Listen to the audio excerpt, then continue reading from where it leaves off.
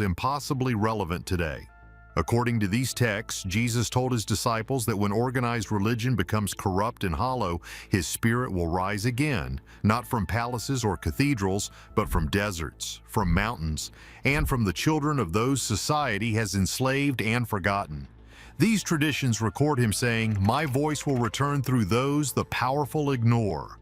Truth will come not from golden pulpits, but from broken hearts that still believe. This completely inverts the structure of institutional Christianity.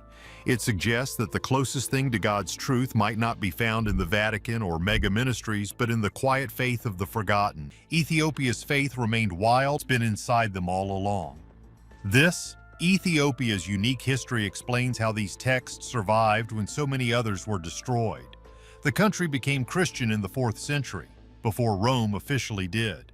It was never conquered by European colonizers during the age of imperialism. Its faith developed independently, shaped not by political councils, but by desert monks and mystical practices.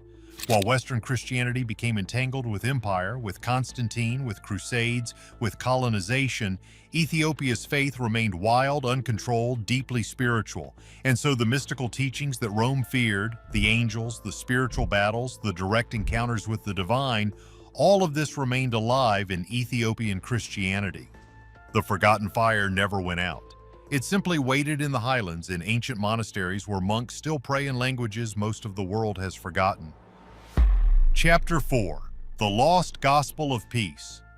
The version of Christianity most people know centers on a single brutal image: Jesus nailed to a cross, suffering and dying for humanity's sins. Many people have talked about these missing years and have tried to speculate about what Jesus might have done during that time. But deep within Ethiopian monasteries lies another narrative entirely, one found in what some scholars call the Gospel of Peace.